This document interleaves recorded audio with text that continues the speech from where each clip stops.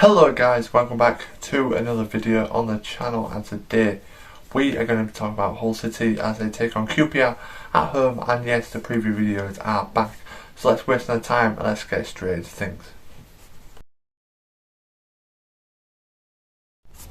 So yes guys, I'm going to show you the stats and table positions of both teams and the few head-to-heads results. So yeah, let's get them on screen now.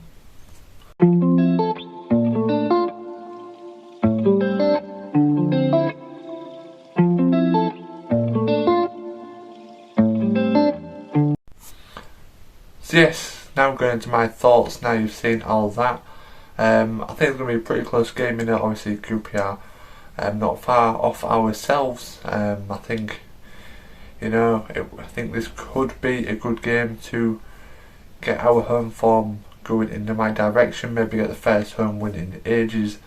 QPR, I was very shocked to see how far they'd gone from playoffs to where they are now. I'm very surprised at that. And yeah, I think obviously we lost 1-0 in our last game to Sheffield United, but I thought we did okay, just to keep it 1-0. We could have made it 1-1 if Connolly would have scored, but 1-0 to second place in the league. Considering probably if we were still under shot or Avalanche, we probably would have lost that by about 3 or 4. So yeah, credit to Rossini and what he's doing with the team at the minute, and we seem to have improved under him. We've started to concede a lot less goals than we did under Shota, Avalanche, and yeah, I think I probably would take another draw from this game, but I think we've got to go for the 3 points on this one. Just to get the home form going again, and the fans. I think there's still about 15,000 tickets so far, and it's Wednesday as I'm recording. So yeah, hopefully we can get another big crowd in. I don't know how many QPR have sold, but I hope they'll have a safe journey. But yeah, so my score prediction is going to be a 2-1 Hull City win. I'm going to go for Oscar to score, and I'll go for Connolly to score as well, with I'm going for Elijah for QPR to score. So yeah, now let's move on to the opposition thoughts. Let's go.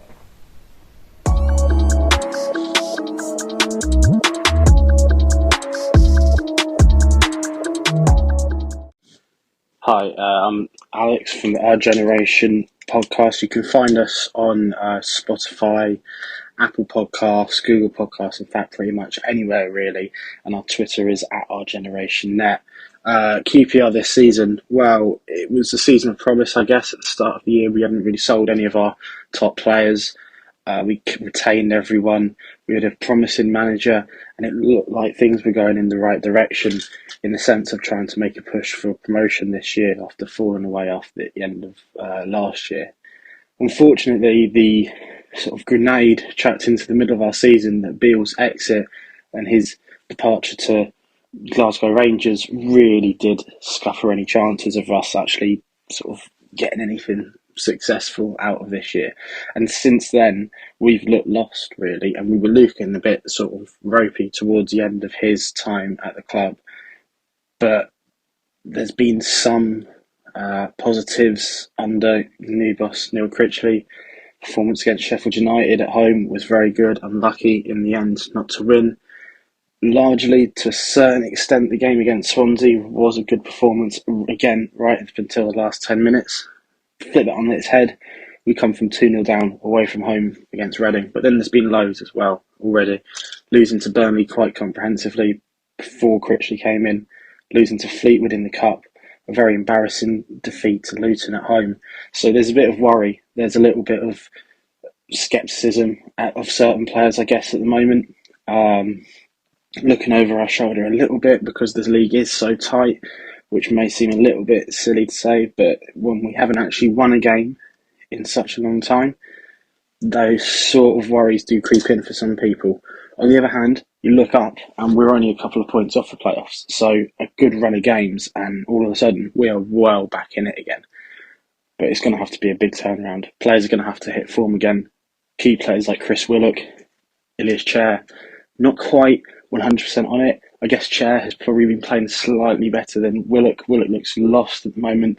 Looks a shadow of the player that he was at the start of the season.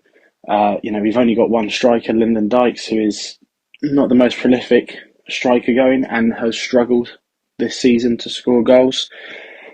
We have signed Jamal Lowe on loan, and he's done well in the 2 games that he's come in for, scoring against Swansea and setting up one of our goals against Reading.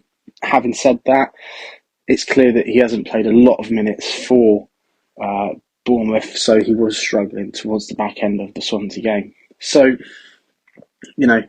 this is a team that are soft. They are very susceptible to the last minute comeback, as we've seen against Swansea and against Sheffield United. And those goals were coming. You could see that if we'd played any longer, we probably would have lost both those games. So if there's one sort of, positive to take out of this for Hull fans, is that you're never really out of the game in playing against this QPR side. Likewise, as sure against Reading, if you take a lead and you sit back and you let us come onto you, we're going to probably score eventually and might even get back into the game. So that works both ways. Like I said, I would have been a lot more hopeful and confident going into this game if we weren't conceding late goals, and especially if we'd got that win at Swansea. But because of that, I would probably have to put us down for a 1-1 draw. I don't see us scoring many goals. And I've just got not much confidence in our ability to win games at this point. So 1-1 for my money would be the most sensible result. So yes, guys, that was Alex from the Our Generations podcast. I really do appreciate you coming on, Alex. And make sure you go follow him on social medias with the Our Generation. It's a great podcast. I really do appreciate Alex for coming on. And if you do have a minute, then please go and subscribe to my YouTube channel. It would be really appreciated. We're trying to reach 300, and we're only about 3 or 4 off. So that would be amazing if we could reach 300. My initial goal for YouTube was just to reach 100. So 300 would be even amazing. And thank you guys for keeping supporting me. I'm sorry we've been away for a bit of a while, but hopefully the preview and review videos will be back for good now. Thank you guys for watching. Please leave a like, comment your score prediction for this game, and subscribe if you are new. And don't forget to press the notification bell so you don't miss whenever I upload. Thank you guys for watching. I've been Kim Webster, and I shall see you all very, very soon. Peace.